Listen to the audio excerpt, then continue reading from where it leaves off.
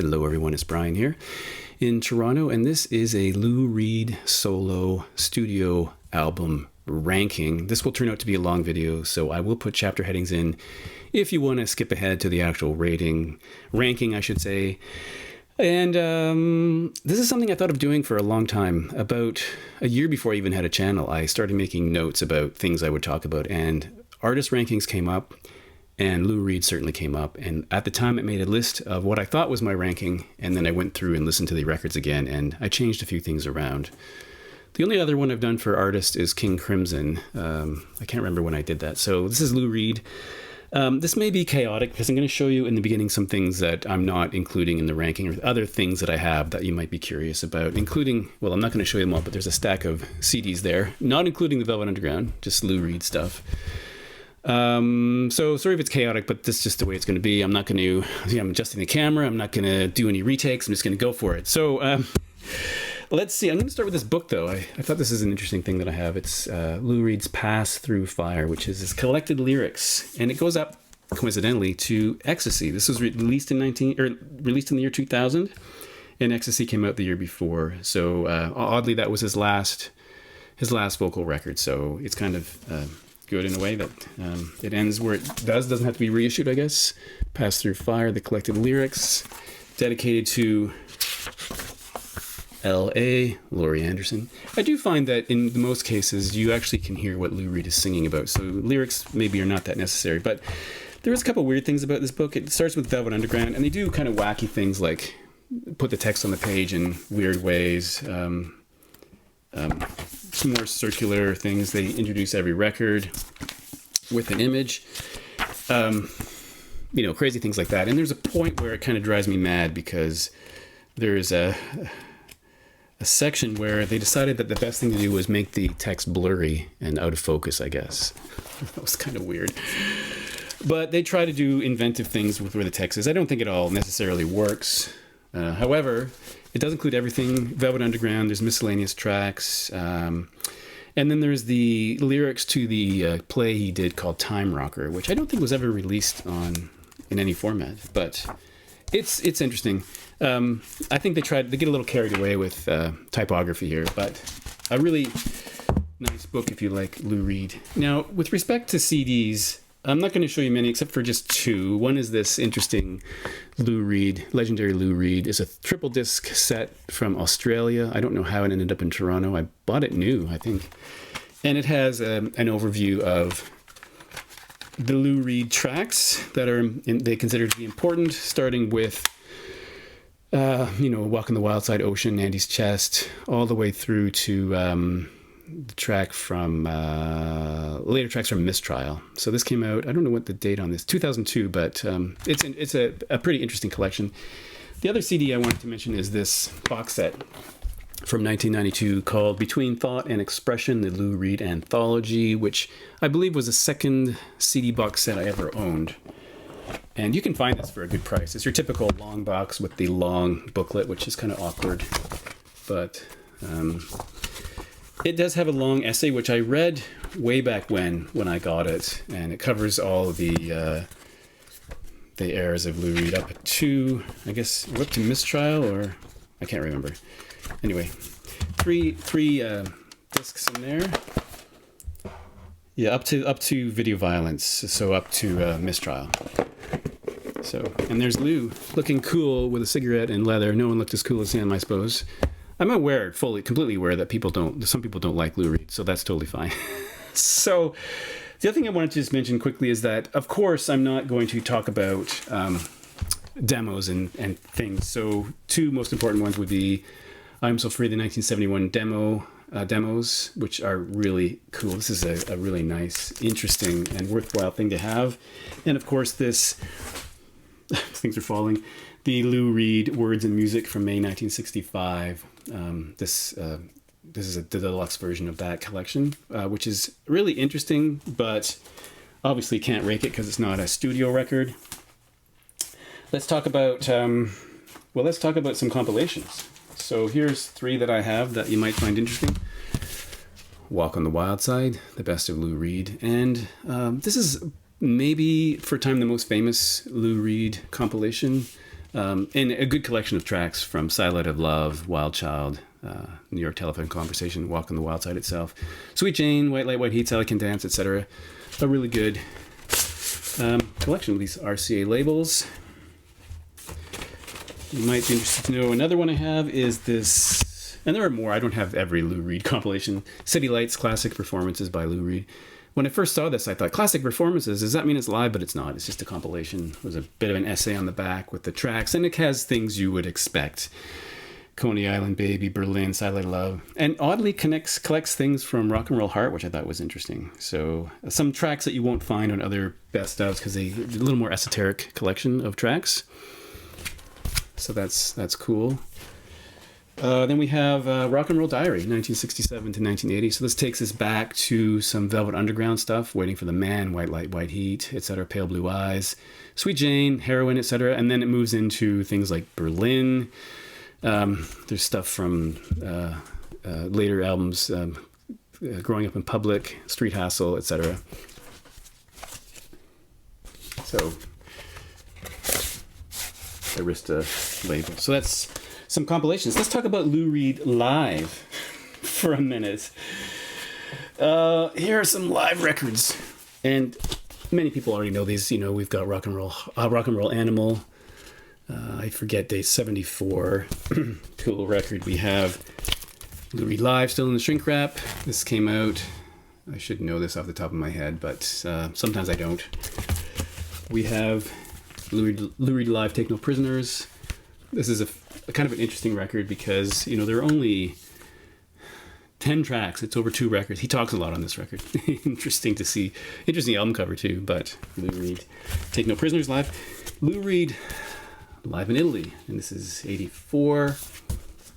I love the band he had at this era, though, so I think this sounds good. We got Robert Quine, Fernando Saunders, Fred Marr. That's for me like a very classic lineup. So he covers Sweet Jane, I'm Waiting for the Man. Then he goes through things from Legendary Hearts, Satellite of Love, some stuff from Sally Can't Dance, Blue Mask, some more Velvet Underground, Walk on the Wild Side. A pretty good live record. Lou Reed live, Perfect Night live in Lou Reed Perfect Night live in London. And let's show you inside here. This is an acoustic set, really. So I think it's actually pretty solid. He goes back to the Velvet Underground. He sings "I'll Be Your Mirror." Then we got "Perfect Day," The Kids, "Vicious," some stuff from New York. Coney Island, New Sensations, Riptide, Original Rapper, Dirty Boulevard, things like that. I think this is really good. I quite like it. Then we have Animal Serenade, which is a triple live set, which covers, he does some stuff from songs for Dorella, Tell It to Your Heart, Men of Good Fortune, Ecstasy, stuff from the Blue Mass. We have Street Hassle, stuff from Berlin. Now, there's a couple of things I really don't like. There's a song called Reviens Chérie. I guess it's sung by Anthony and the Johnsons. Anthony. I don't like his voice, and I've never liked his voice, and it irritates me when I hear it. So that's not a great song, if you ask me. And I don't like his backing vocals. But other than that, this record is really good. And where was it recorded, you ask? Does it tell you? No, I can't remember. Starts off with a little spoken thing about advice, which is kind of funny to hear. So this is good. I think the sleeves are just plain sleeves, so that's really interesting. This is something that I almost didn't include this. This is almost Velvet Underground territory, but it's Lou Reed, John Cale, and Nico at the Bataclan in Paris in 1972, where they got together and did this performance. It had been heavily bootlegged until it was officially released in 2004. I'm not sure if mine's an official or not. I can't remember. There's a little paragraph about what happened here, how they got together. This, as I said, heavily bootlegged, really heavy vinyl here. And then released many times. I think a speed-corrected version came out maybe a couple of years ago, maybe longer than that ago. But it includes some Lou Reed tracks, Berlin, I'm Waiting for the Man, Black Angel's Death Song, Wild Child. Then we've got some Cale compositions, Empty Bottles, The Biggest, Loudest, Hairiest Group of All. We've got Ghost Story. And then we have some Nico things like Frozen Mornings, great track. Janitor of Lunacy. Then we have I'll Be Your Mirror, All Tomorrow's Parties, Pale Blue Eyes, Candy Says. A really interesting thing to listen to. Here is an interesting record called Lou Reed, Berlin Live at St. Anne's Warehouse. This came out in 2008 on Matador Records. A double recording that has every track from Berlin, plus some bonus tracks like Rock Minuet and Sweet Jane. Heavy vinyl. Hard to find now. I paid $15 for this. Last time I checked Discogs, it was quite different. Here's a bootleg. Lou live in New York, 1972. And the sound on this is actually pretty good. I got this free. Don't ask me how. White Light, White Heat, Vicious, Sweet Jane, I'm Your Man, Walk It, Talk It. We've got Heroin, Satellite Love, Walk on the Wild Side, Berlin, I'm So Free. Really good. This is also unofficial, at least in North America. In fact, there's a label here. It says not for sale in North America. And I'm assuming that is because in Europe, these are considered to be official, whereas in North America, they're not. I bought this in North America. So it's Lou Reed, The Last Shot, live in Dusseldorf. This is a really good sounding recording of primarily, well, later Lou. So this is, it was recorded on 24th of April, 2000. And so it has a lot of later songs that you don't often hear. So Paranoid Key of C from Ecstasy. Turn to Me, we've got Modern Dance, also from Ecstasy. Romeo Had Juliet from New York. The Last Shot, Egg Cream, Sweet Jane, Vicious. Really good. Sound is excellent. I love this one. Maybe, I don't know how hard that is to find. Okay, I'm making a giant mess. So, other things that you might find interesting. Here is a 12-inch single of my Red Joy Stick and I Love You, Suzanne. So 2 versions of Red Joy Stick. Suzanne, I Love You, Suzanne with 2 versions. 1 version of I Love You, Suzanne. We got Vicious. We have Walk on the Wild Side. Cool. Here is the original Rapper with Video Violence. So 3 versions of original Rapper, 1 of Video Violence from Mistrial. September Song. This is a promotional 12-inch which has September Song. And this is from the 2 versions of September Song from Lost in the Stars, music of Kurt Weill, that tribute album they did. Dirty Boulevard from New York with Last Great American Whale and The Room, which was a non-LP track, which is okay. It's interesting. Now, this brings us all the way down to the review, the ranking of Lou Reed's studio albums. And I'm leaving a couple things out, and I'll explain why. So, firstly, I'm leaving out this Lou Reed Light in the Attic archive series number 2, Hudson River Wind Meditations, which I absolutely love. And the reason I'm leaving it out is because, well, first of all, he wrote it for himself to augment his Tai Chi practice. So he would listen to this while he was practicing Tai Chi, of course, and it's a relaxing thing, and yoga. And friends asked him for copies, so he made copies for friends. And then I guess there was this idea of publishing it, and he wrote some extra songs for it. But it's so unlike everything else well, not everything else. It's kind of unlike his rock-oriented records. As I say, I love this, but I'm not sure it really fits because I don't think he wrote it with the idea of having it released necessarily. Maybe when he wrote the extra songs. So I think this is an oddball, and although I love it, I don't know how I would even begin to rank it, to be honest. And then 2 other things, because I've said I'm ranking Lou Reed solo records, so I'm leaving out of the ranking one of my favorite records of all time. This is Songs for Drella by Lou Reed and John Cale. And I'm leaving it out because it's not a Lou Reed solo record. It's a duo, really. I mean, I think this is maybe the best thing they've ever done. I sometimes I like it better than the Velvet Underground. I think it's that good. 1989. And because John Cale is here, it's not really simply Lou Reed. You can see Andy Warhol there if you look closely. So this is a tribute of sorts to Andy Warhol after he died, and it's very emotional in places. It's very moody.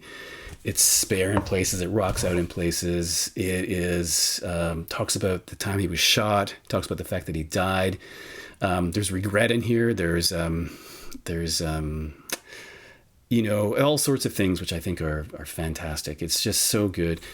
1990, sorry. If I were to include this, it would probably be number 1, but I don't really think it's fair to include it. Another thing that I'm not including is this oddball thing he did with Metallica called Lulu. I have mixed feelings about this. I was in a local record store years ago and they had a vinyl copy. I think it was $80, and I didn't buy it because I had the CD already and I'm not really sure what to make of it. I'm still not sure what to make of it. It's good in places and kind of weird in places. Double album. And again, not a Lou Reed solo record though, because it has Metallica. So I left it out for that reason. Now you may already, the other thing I am leaving out, and you may think this is cheating a bit, is Metal Machine Music, because I don't actually have a copy of Metal Machine Music. And I don't know how to rank that, because was it a protest against his record company? Was he trying to make an artistic statement? I'm not really sure. So I left it out.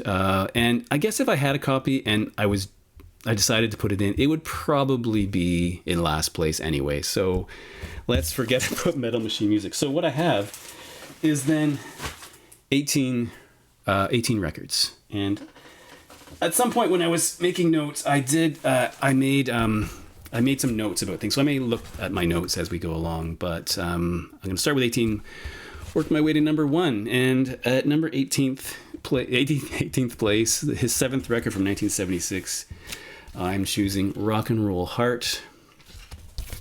And why am I choosing Rock and Roll Heart as the last one? Overall, it's not bad. I don't love the production. The notes I made were, I Believe in Love is not bad. Banging on my drum, repetitive but catchy. Follow the Leader, pretty good. It's an old Velvet Underground track. Now there is another version of that on the Quine tapes, which I have the CD of that over there, and it's 17 minutes, and I think that's a real groove there. You Wear It So Well, I Said, Boring, Ladies, Pay, Mediocre, Rock and Roll Heart. Great guitar work, pretty good track. My second favorite on the album. Chooser and the Chosen One. I said Pointless. Senselessly Cruel. That is my pick, even though it's only 2 minutes and 3 seconds long, as my favorite song on this album. And it's a song that I kind of overlooked until I saw a Lollapalooza performance in Chicago, and on keyboards we had Kevin Hearn, a Canadian musician. There's a great story about how Kevin and Lou met. It's really fantastic, really heartwarming. But I think it's the best track. Claim to Fame, I said, not good. Vicious Circle, okay. Sheltered Life, that is an old Velvet Underground demo on Peel Slowly and See. It sounds rough, but I think even that version's better than the one on here. Temporary Thing, not bad. So I put that way down, this album way down in the list. Blue inner sleeve on the rest of the labels. So that's number 18.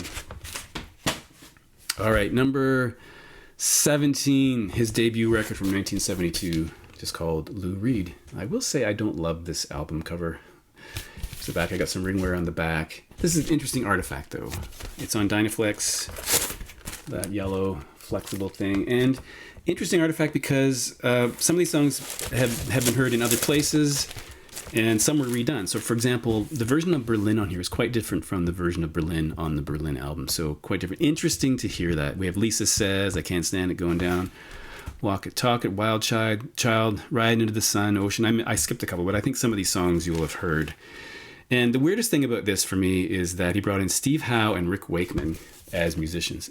How bizarre is that? Like, that is just, he's bringing in progressive English rock musicians for this. It's just, it seems it doesn't fit the music. So this came out 2 years after he left the Velvet Underground. I'd say overall good songs, but the production kind of kills it for me. But it's great to hear the early version of Berlin. It's kind of interesting. Now, moving on to number 16 from 1980. Didn't write down what number album this was, Growing Up in Public. And I think overall this hints at better things to come. There's the band there on the back. So Alone is kind of weird. That's what I wrote about that song. What else did I write? Love Is Here to Stay, also weird. Power of Positive Drinking. That is a great song. I love that song. It's a classic Lou Reed drinking song. I just love his performance on that. Smiles, I think, is bizarre. Think It Over, boring. Teach the Gifted Children has this really strange use of Take Me to the River.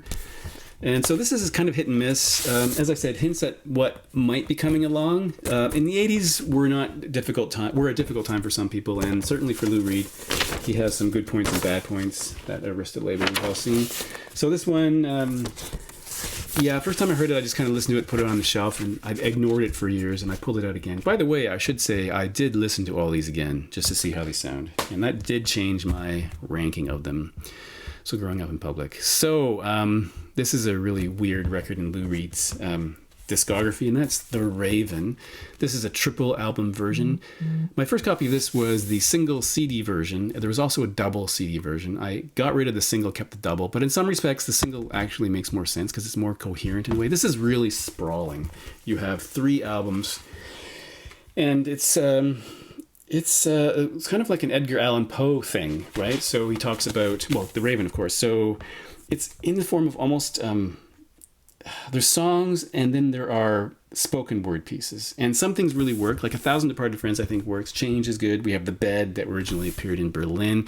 Perfect Day redone here from Transformer. And then you have guest stars, guest vocalists like Laurie Anderson, Amanda Plummer, David Bowie, Anthony Hegarty, Steve Buscemi, and Willem Dafoe, and they're speaking these interesting lines. There's some real rockers here, and then there's stuff that kind of left me cold. So hit and miss, I would say, and overall I think it's probably just too long. Oh, there's a, what else is in here? Yeah, there's a insert about the record. Lou Reed, Mike Rathke, Fernando Saunders, Tony Smith, Elizabeth Ashley, you don't know who she is, Ornette Coleman, Blind Boys of Alabama, Kate Valk, Fisher Stevens, in addition to the people I've already mentioned, and other musicians on there. So it's an interesting collection of people. I like the idea of it. I'm not sure that it came out as well as it could have, but there are some good things on here. Some things worth listening to. All right, number 14 is 14th record from 1986, Mistrial, which I think is much better than people give it credit for. I will say that I have kind of a nostalgic feeling or opinion of this album because this is the first album I ever heard on compact disc, and this is way back in 1986. A friend of mine had a compact disc player, and he had bought the CD. And I remember being at his place and listening to it, and one thing that really captivated me was the fact that between tracks, you couldn't hear any surface noise. I was like, that's really interesting. So I became really interested in CDs. So maybe for that reason I like it better. So there's some really, really strong tracks. Like Mistrial, I think, is a strong opening track. No Money Down is great. Outside is maybe mediocre. Don't Hurt a Woman, yeah, that one's not so great. Video Violence, I think, is great. Spit It Out, okay. The Original Rapper, I think that's the strongest song on the record.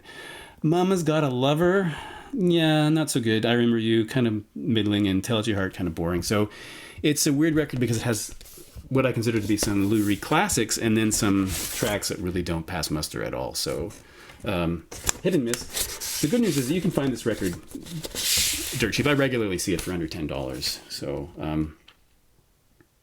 produced by Lou Reed and Fernando Saunders. So not bad. And I should say, I do like every Lou Reed record. Some I like obviously better than others. Number 13 for 1974. His 4th record, Sally Can't Dance. And even Lou Reed said he doesn't like this record. I think he's being a bit harsh. What did I say about this? Ride Sally Ride is okay. Animal Language is okay. There's horns on that song, like maybe too many horns. It kind of puts me off. Babyface, boring. New York Stars, that's pretty cool. I like the guitar work in New York Stars. Kill Your Sons, that is the best track on this record, no question. I think it's epic. Ennui, oddly I said it was boring. Sally Can't Dance is great, even with the horns. And Billy is this really nice, bittersweet song about a departed friend. And all in all, this is actually not bad, to be honest. There's the insert. Yeah, there's all these credits about stuff. Doug Yule is on here on one bass on one track. So yeah, acoustic guitar on Billy Bailey. Yeah, so interesting. I know I've heard someone, maybe it was Vinyl Richie, said that this was his favorite Lou Reed record, which, I'll give him credit for that. I just never really did it for me. Number 12, I've chosen The Bells, which is his 9th record from 1979. In some respects, I think 1979 was the greatest year in music. Maybe it's just my age. I was buying a lot of records then. This is maybe underrated. It's kind of jazz rock. Don Cherry's on here. His writing partner was Niels Lofgren. Some of the tracks that didn't make it here, Niels Lofgren released on his own record, so that's interesting to think about. It starts with Stupid Man, which I think is fantastic. It's got a really cool piano. Disco Mystic, for a long time, I would argue to anyone who would listen that Disco Mystic was the best thing Lou Reed ever wrote because it's just so ridiculous. Repetitive. I still think it's awesome. I Want to Boogie with You. Yeah, I'm not sure. And then it is underrated. I do like the guitar solo on I Want to Boogie with You. There's a track called With You, which is a bit weaker. Strange Lou Reed singing voice on that. Looking for Love, I said. First minute is genius. Reminds me a bit of Senselessly Cruel in a way. I love it.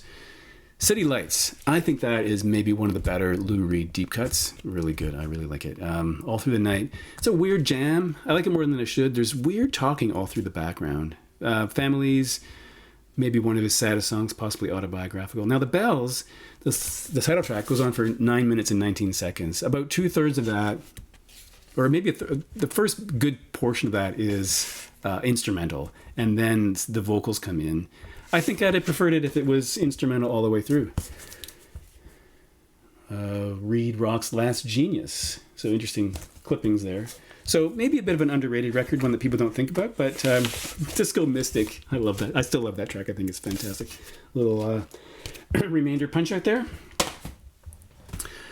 Moving on up the list to number 11, and I put Coney Island Baby in position number 11. This album starts really strong. By the way, I should have said 6th record, 1976. Crazy Feeling and Charlie's Girl, fantastic way to start a record. She's My Best Friend's good. Kicks is good. Side 2 starts with A Gift, which I always wondered if it was a joke because he sings, I'm just a gift to the women of the world. Is it a joke? It's kind of funny, actually.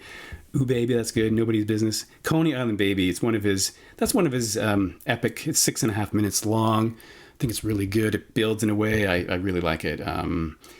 The track, Coney Island Baby, was written to his girlfriend Rachel, who was a trans person. I don't know much about that, but he sends it out to Lou and Rachel and all the kids at PS 192 in New York City. So, yeah, I think this is good. This is for a long time. This was my favorite Lou Reed record.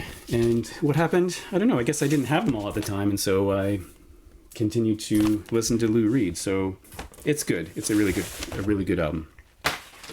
I'm just thinking about how I'm going to put all these away. They're all out of order now.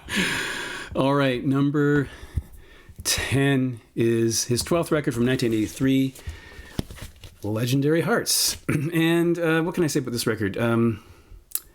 Perhaps it was overshadowed a bit by The Blue Mask, which came out before it.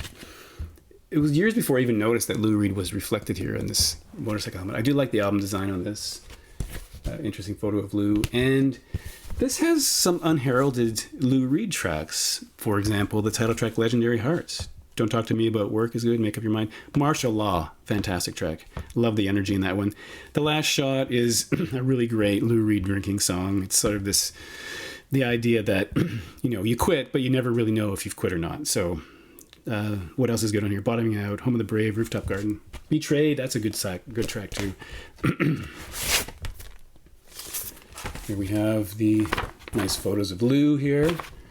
These are the RCA Victor labels.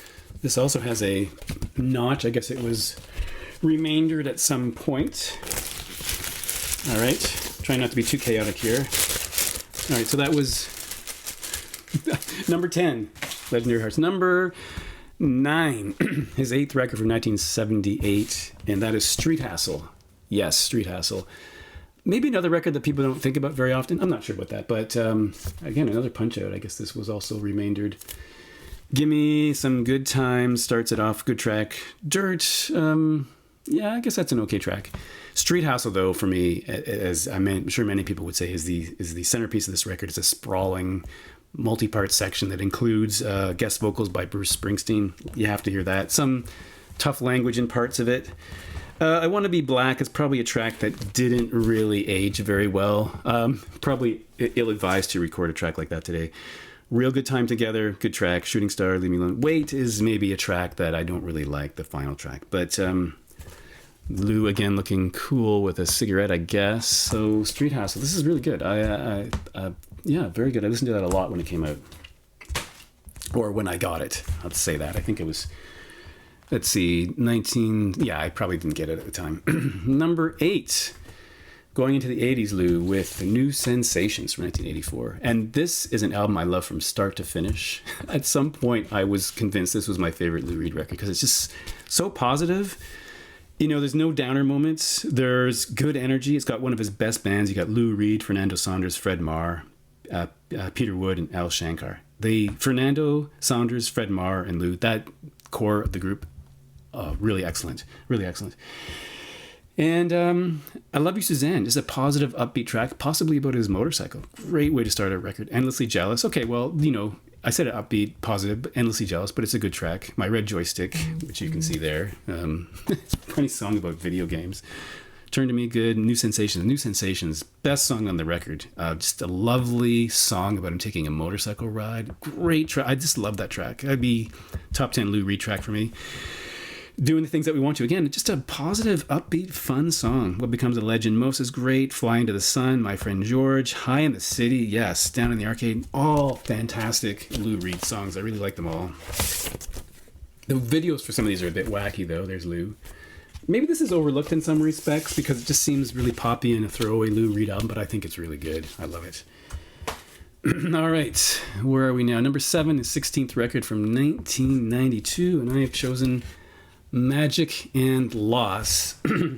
This is a bit of a funny record because it follows 1990 Songs for Drella came out, which was this heartfelt, kind of emotional record about Andy Warhol. And then this record is about Lou, how he lost two close friends that year. This came out in 1992. This is my original German pressing, the single version. It has the same amount of tracks, but it was not recently, it was released some time ago on a double version, which probably makes more sense because it's quite long, but this is the original one I got from back in the day. And this is a really good record. At the time, I listened to this a lot, maybe a little too much. Starts with this interesting track called Dorita. What's Good Was, there's a video for that. I really like the lyrics on that song. I think it's some thought-provoking lyrics. Power and the Glory. He's got these songs that are sort of very emotional and quiet, and the focus of them is on the lyrics more than the music, so that's one of them. As is Magician, we got Sorted Damocles, a song that really rocks out. Well, does it rock out? No, it's pretty aggressive, though. Goodbye Mass, the subtitles in a chapel, Bodily Determination. That's just kind of a bummer of a song. And Cremation, Ashes to Ashes, and Dreamin'. I mean, these are the thought-provoking, deep songs that are on this record. No Chance is an upbeat song just about loss, which is, I think, really good, and not having missing the opportunity to say goodbye to someone. Warrior King, maybe the most high-energy track on the record, really good. Harry's Circumcision is one track that I don't really understand how it fits on the record. If you listen to it, you'll understand why. It's just really strange. I'm coughing. Gassed and Stoked, great upbeat track. Power and the Glory Part 2, Magic and Loss. So an album of some upbeat rock type songs and then some songs that are just going to bum you out if you don't want to think about death. But really well done. But maybe 2 records in a row in that vein were too much. Like I remember after Songs for Drella, which I love, this came out and I thought, oh, another bummer of an album in some ways. This is the lyric sheet, the inner sleeve in English, but it came with this extra lyric sheet which has all the lyrics in German because it was released in Germany. And what are the labels? I forget the labels on this one. Oh yeah, these Sire labels. So this is a really strong, moody record, not for everyday listening. You kind of have to be in the right frame of mind. The statement here is, between 2 Aprils, I lost 2 friends. Between 2 Aprils, Magic and Loss. Really kind of a sad record. I said 1992, but I think it's actually 91 that it came. No, it has both dates, so I don't know. All right, number 6. I've gone all the way to his 17th record, the one that came out after this. In 1995, he released Set the Twilight Reeling. Some of you may think this is way too high on the list, but I loved 90s Lou Reed. I thought he really had something. His voice was in top form. The musicians he had with him are excellent. I love the guitar work. The guitar work on this is really great. And Set the Twilight Reeling. So this was a Record Store Day release too. I got it originally on vinyl because it hadn't been released. This is a limited edition of 9,000 copies. So one of the things about this record that surprised me was that some of the critics were really upset with Lou or dismissive of the track Egg Cream. Like, how could Lou Reed write a song about going to a soda shop and having a chocolate drink? Why is that? Like, really? Of all the pop fluff songs around, you're going to complain about Lou Reed writing about his childhood and having egg cream? I thought it was ridiculous. New York City Man. It's a fun track about New York City. Finish Line, Trade In. Trade In is one of those, he had some relationship songs later on. Hang On to Your Emotions. The down part, or the downer might be this kind of ridiculous Sex with Your Parents, part 2, recorded live off the floor in 1995. Kind of a, I can't even summarize that song, but it's political, a little strange. Hooky Wookie, fun song. The Proposition, Adventure, Riptide, great. Set the Twilight Reeling. The title track is really good. And this came on double vinyl. This insert. Great. I listened to the CD a lot, and then I was really happy when it came out on vinyl because I really wanted it. It has side 4 has an etching that kind of matches the graphic design of the album cover, so that's cool. If you haven't heard this one, I suggest you do, because I think it's far better than some people think. So back on vinyl for the first time in 20 years. So I guess it had original vinyl release and then it was not on vinyl, so really good. In the same vein, number 5, this is a record that for a long time was my favorite Lou Reed record, but as I said, I listened to everything again and things change over the years, and you kind of like, sometimes you listen to an album too much and you push it down the list, but then you realize, no, it's really good. So this one was my favorite for a long time. This is Ecstasy from 1999. This is his 18th record. And this might be also a surprise for some people. I think some people would put his 90s stuff a lot lower, but I thought he was in great form. Excuse me. From Set the Twilight Reeling to Ecstasy, I thought he was in fantastic form. As I said, I thought his vocals were great. His voice was in great form. And again, the guitar sounds he got, this album really rocks out in places. I think it's really good. So Paranoid Kiwi is a beautiful opening track. It kind of gets to the heart of things. It's a rock song. Mystic Child, lots of energy. Mad is one of those relationship tracks that, he's caught out in a period of infidelity, perhaps. Ecstasy, very soft, gentle track. Side 2 starts out with this epic track, Modern Dance. I love that song. That is great. There's a really strange video for that. And I always think of it when I go to Amsterdam. Well, I haven't been there once because I remember going to the Van Gogh Museum and I was like, I'm in the Van Gogh Museum, just like he sings about in the song. Tatters is okay. Future Farmers of America may be the most aggressive song on the record. That is a frenzy. I love that song. His delivery is perfect. The guitar work in that is excellent. Turning Time Around is okay. White Prism is good. Side C starts with Like a Possum. Now that's an 18-minute epic, and I think what he was trying to do is recapture some of the old Velvet Underground epics like Heroin or something. It's a challenging listen because he repeats it a lot. When I put this record on my MP3 player, I skipped that one. I like it, but it's a lot to listen to. Rouge ends out side 2, and then we have Rock Minuet, Baton Rouge, and Big Sky. Baton Rouge is the only track on this record I really don't like, but it ends on a positive note with this uplifting Big Sky. What a great song. So I think people who overlook this record should go back and really reevaluate it, because I think it's far, far better than some people think.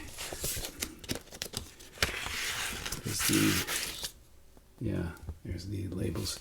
Yeah, I think this is really excellent. Love this record. All right.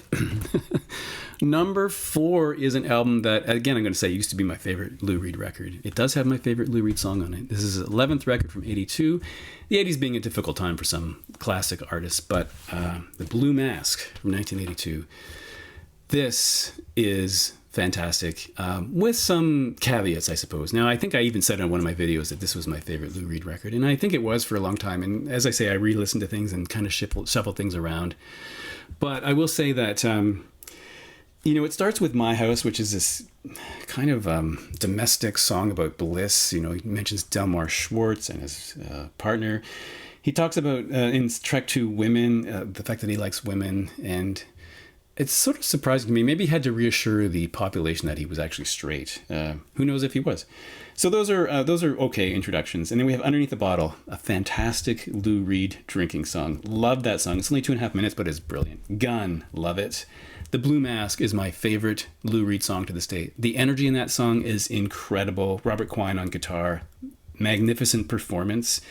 And, for years I tried to find a live performance of that track on YouTube, and all I could find was this really strangely reworked version where it's slowed down and ponderous, and I detest it. But this original album version, which you can find on YouTube now, blistering. So turn it up, sit back. The lyrics, incredible. Lyrics, beautiful. Average Guy is kind of a funny track. The Heroin, good track. Waves of Fear. brilliant, aggressive song. Maybe about recovering from alcohol addiction. Maybe about depression. Who knows? It's aggressive. I love the sound of that track. The Day John Kennedy Died is actually pretty good. Heavenly Arms is good. So I think there's like a conflict between the heavy songs like the Blue Mask, Waves of Fear, Underneath the Bottle, and the sort of more mild songs. But overall, I think, and the Robert Quine's guitar solo on Waves of Fear, absolutely amazing. So, could be about, that song could be about panic attacks, who knows, but this is brilliant. And insert, what are the labels? I kept forgetting to show you all the labels, but RCA Victor labels. Love this album. The next album is in the number 3 spot, would be, and I readily agree that it could be a favorite record. Some people would have this as number 1, I'm sure of it. It came out in 1973, Lou's third record, Berlin. And this is my French import, which is in a gatefold, which I don't know if other ones are gatefolds or not. I don't know. I first bought this on compact disc. I listened to it once or twice, and then I put it on the shelf and didn't listen to it again for a few years until someone came over and said, let's listen to Berlin. I thought, really? And then I sat down and I listened to it. We sat there and listened to it, and I thought, wow, how did I not like this record the first time around? Because it really grabbed me. The reworked updated version of Berlin, Lady Day, Men of Good Fortune, Caroline Says. There's a depressing thread that runs through this record, of course, when you get to things like the kids and they're trying to take her children away. There's alcohol, there's drugs, there's some strong language. And this is one of those classic cases where critics kind of got it wrong. This record was panned, as I recall, having read later reviews. They didn't like it, and then retrospectively they decided that, hey, this isn't bad. So that happens a lot. It's happened many times. And it's like, how can you... sometimes critics, I think, they listen to a record once and they write a review. If I had written a review after one listen, I probably would have said similar things. But it takes sometimes time and reflection to decide what's really going on in a record. And this is a really good record. And I totally understand how this could be someone's favorite Lou Reed record. It's actually really good. Number 2 is another record that could easily be a favorite Lou Reed record for someone. His second record from 72, Transformer, maybe an obvious one up here, but as I say, could be someone's number 1. There are so many great songs on here, including Vicious, Perfect Day. That song has legs. We keep hearing it. Walk on the Wild Side. I hear that on the radio even now. Satellite of Love, New York Telephone Conversation, Wagon Wheel. Great album. Thanks in large part, I guess, to David Bowie and Mick Ronson, right? Who came in to help with this record. So produced by David Bowie and Mick Ronson, written by Lou Reed. There is a classic albums episode about this record, which I have watched. I think it's kind of enlightening. So this is a fantastic record. I mean, so much better than his first record. You have to wonder what he was, I guess in his first record, he didn't have any direction. In this record, everything just came together. So clumsily putting things away, but this is a really good record. Very good. And number 1, which I think is Lou Reed's masterpiece. It's his 15th record from 1989, and it is New York. I think he's never bettered this record. This is just a classic record from start to finish. And this is my 1989 pressing on one piece of vinyl. They reissued it later on double vinyl. Perhaps I should get that because there's 58 minutes of music on here and it's really jammed together. But in the Japan vinyl tag, I was going to choose this one for the record with an urban or city vibe, and David Atkinson beat me to it. But I agree, this is a great record with an urban feel to it. I mean, I'll tell you the story about the first time I heard this. I went to someone's apartment for dinner in Parkdale in Toronto. You might want to look up Parkdale if you don't know. And we were getting ready to eat, and she had this boombox, and she had some terrible music on. But beside these terrible cassettes was inexplicably a copy of this on cassette. And I said, can we put this on? Because I had only heard Dirty Boulevard, and she put it on, and I was transfixed right from the very first line of the very first song. It's so direct. It's just so direct and poetic, and the music goes with it so well. Romeo Had Juliet. I heard him recite that song on an old program called The United States of Poetry. Works perfectly as a poem too. Halloween Parade is about HIV. Dirty Boulevard, which was the single, of course, about poverty in New York, really great. Endless Cycle, also about the cycle of poverty and abuse and that kind of thing. There Is No Time, great. Last Great American Whale is the one track that maybe I'm a little ambivalent about. I mean, the first time I heard it, I really liked it, but it sounds a bit comedy now, maybe. No, it's not comedy. It's just maybe it doesn't hold up as well. Beginning of a Great Adventure, a song that I wondered later how Lou Reed thought about it, because he's talking about having children with Sylvia. He's talking about Sylvia, and then they got divorced. Bustle Face, great. Sick of You, fantastic. Hold On. There's songs about New York in here, like there's a riot in Tompkins Square. Talks about Bernard Goetz in the subway incident, really great. Good Evening, Mr. Waldheim, about Kurt Waldheim and his former life, I guess. Christmas in February, kind of a sad song. Straw Man, really good. Dime Store Mystery, also really good. This is, from top to bottom, a brilliant record. And there we have it. Yeah. If you haven't heard this, you really should hear it. It doesn't sound dated to me at all. It still sounds fresh. The guitar work is excellent. I think everything about this is really great. I have a VHS tape that maybe I should have pulled out, because it's him performing this album in its entirety in Montreal, and I do have it still. I used to watch that from time to time. It's really great to see the songs live. So Lou Reed, New York as number 1. So thank you for sticking with me for, oh my God, 3/4 of an hour as I talk about Lou Reed. I figured I had to do this because I've been talking about John Cale a lot, and the Velvet Underground is a favorite band of mine. So here we have Lou Reed, done in 45 minutes, not in like my John Cale experience of like multiple episodes. So thanks for watching, and I'll see you in the next video if you come back.